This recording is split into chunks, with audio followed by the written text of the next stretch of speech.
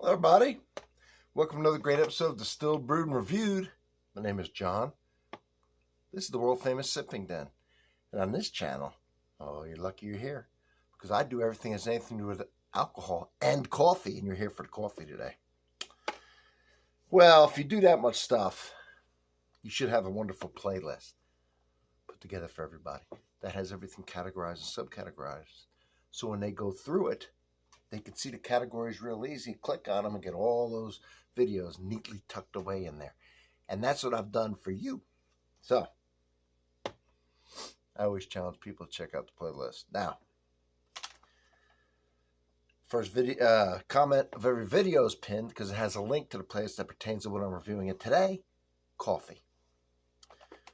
This is the bag it came in. And on the side, it says Atlas Coffee Company. And, without spilling any, Papua New Guinea. That's where it comes from. Now, interesting place, New Guinea. It is basically off the coast of Australia. It gained its independence in 1975, recently. It was a German colony. It was a British colony. It was invaded by Japan. It was run by the Australians. And it was the last ones that ran it until 1975. The island's cut in half.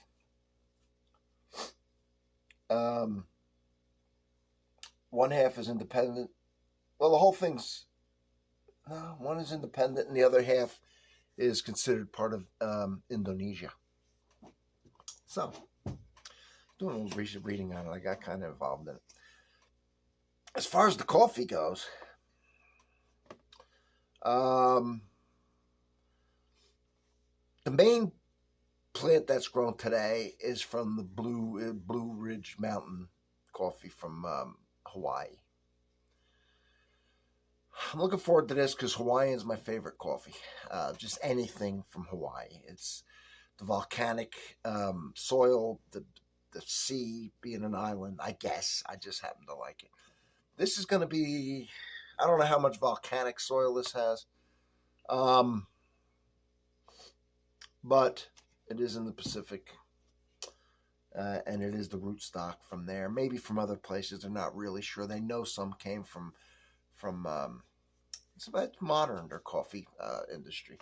Some came from, most of it came from Jamaica, but other places as well. It's mainly Arabica. There's some Robusta beans. It's hard to know where you source it from because not the local farmers, there's a lot of them broken up, don't really have the means to process the coffee, so they all sell it to the one or two processors there. And so when you buy from there, you're not sure what farmers you're really getting it from specifically. As far as Atlas goes, Atlas, this is a club that you join, and they send you coffee every month from around the world, freshly roasted and ground and sent to you, so you get the profiles. It's pretty cool. I didn't join it. I know somebody who works at a place. They don't even know. Somebody sent them. They get 2 of these a month, and it's a small business. They don't even know who sent it, but they get stuff all the time sent to them from people. And they get 2 a month on their, prescription and subscription, I should say. Prescribing coffees, but subscription, whoever sent it. And so they don't have that many people that drink coffee, so they generally give me the extra one. Friend, make sure I get it because they know I review it. Of course, I love coffee. So that's the story on Atlas. So I'm looking forward to having this Papua New Guinea coffee. I want to show you the color. And you can see the color this way. It's a nice dark chocolate. It's a little fine. It is this roast here, and I'm not sure when you order if you can get whole beans and pick what kind of grind level you want. It's a little fine. It's more for a drip coffee maker, percolator, curate machine type thing. I do a French press a lot, so I like a little coarser grain so it doesn't get mixed in past the screen. deal. Let's give it a smell.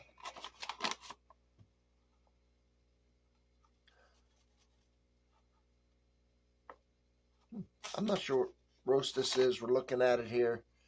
It's medium to medium dark. It's not light. Of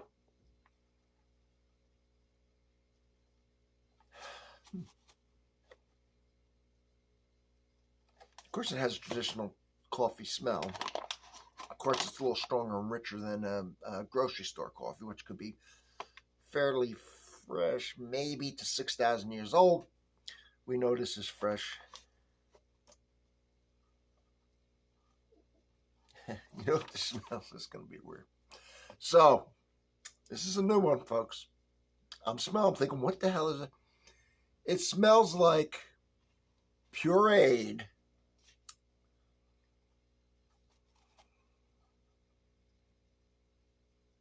fruit. And when I mean fruit, I mean the banana, the prune, the different fruits, applesauce, baby food in the jar.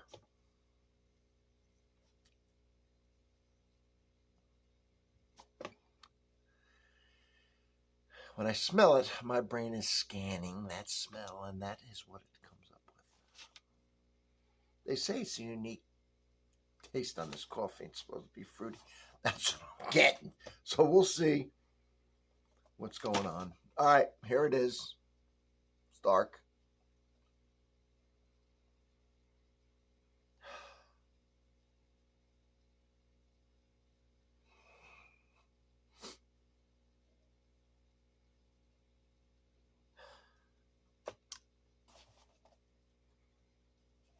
I'm not getting the fruit baby fruit smell on the brewed thing. And a lot of times the brew will be different from the actual ground coffee when it gets brewed and watered down, so to speak. It does have a it's a rich but understated smell. It's not a very strong, obviously right out of the bag, but in the thing it's a subtle coffee aroma. Let's get into it. I'm excited about this.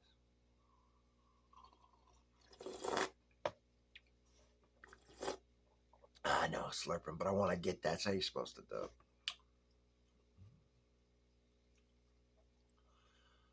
Tell you this, it's bitter on the back end, getting a lot of bitterness.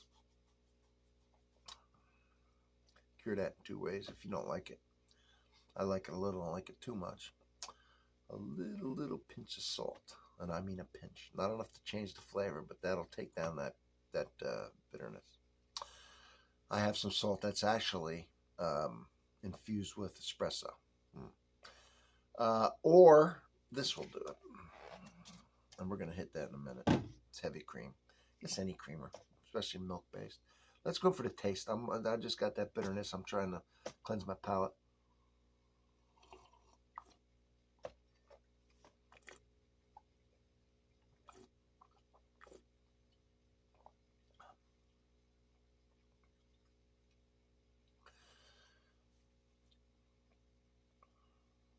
The acidity's not too bad. That bitter chocolate taste that I talked about, 2 things. One, it's not until after you swallow, so it's definitely on the back end finish, if you will. But the second sip, it's not as bad. I guess initially it hit me. That's why I never say anything. You should never say anything on the first couple sips. And then I guess maybe you're used to whatever, and now I'm not getting that as much.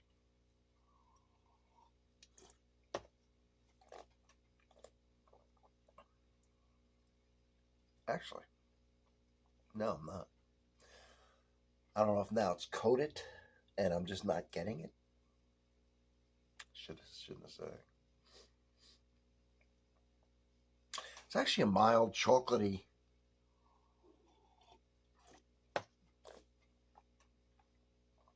Good one to drink black, actually.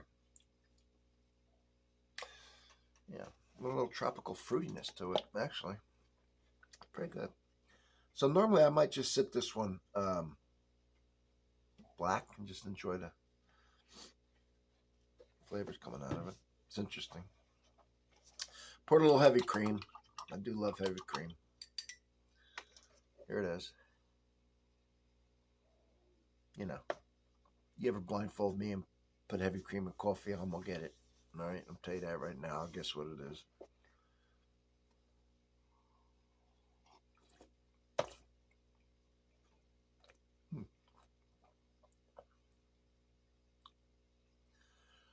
Well, the bitterness kind of went away anyway after the first sip.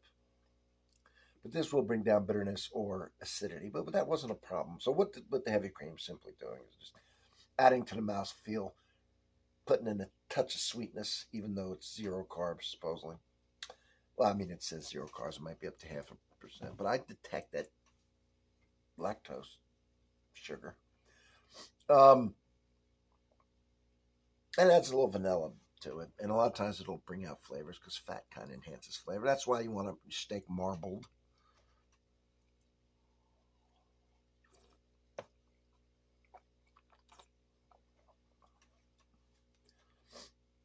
Blue Ridge Jamaican coffee stock.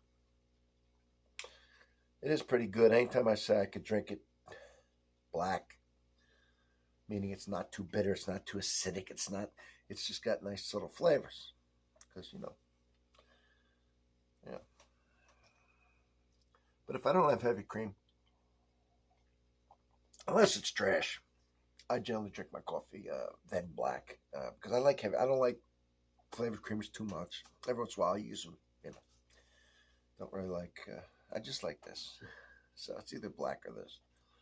But to me, this is over. So if you want to go, you can go. All right, I've said what I'm saying better. But I like to say that coffee to me is funny because a lot of people say it keeps them awake. It doesn't me. I've been drinking, so I can drink this, get up in the middle of the night, drink, go right back to sleep. What coffee does to me, and when I say it's funny because of the caffeine, people associate it with, I guess, revving them up, so to speak. It relaxes me. Okay. The whole ritual of it, smelling it, making it, and then sipping it is so damn relaxing to me. And it just relaxes me. And, it does not make me jerk. It doesn't do anything but relax me. I love the taste. I love the ritual. I love the whole thing. Of course, growing up my whole life, and I'm associating with after dinner chatter with the family. Just relaxing by myself. Some trips I have traveled a little bit around this great world of ours. And, these places run through my mind sometimes of where I've enjoyed coffee and the different methods of making it. And it just conjures up, and being in coffee shops here locally, and when I travel, I always drink. And even if I'm relaxed on vacation in a hotel to start the day, drinking a cup either in the hotel lobby area or food area, or where, I like to, exploring and finding a coffee house. So, conjures up great. You're probably thinking this guy's, I just drink a cup, I force it down, I get to work, it keeps me, but it's more than that to me. I know. Anyway, if you're still here, I appreciate it. And don't forget, if you want to watch these reviews, just go to the playlist. I got hundreds coffee reviews. Every morning you can drink a cup with me. And just look at the playlist because I have flavored coffee, regular coffee, decaffeinated coffee, instant coffee, different countries broken down. You just got to look at the playlist. It's amazing. Different methods of making coffee, different coffee creamers, coffee sweeteners, the whole 9 yards. And that's just the coffee playlist. But it's fun to look through. So, anyway, thank you for being here. I enjoyed it. I enjoyed having my cup with you and talking to you. See, this is all part of it, Might as well stay and finish it now. I'll tell you, we're down here talking. I got a fish tank over here. I got a fish pond out back. I have a playlist of it. Because it's another one of hobbies of mine. And it's a koi pond. I've raised them and I love koi. But a lot of times I'll put some tropical fish in there because then I take them out and you get some beautiful colors. You put some live bears in there, some guppies.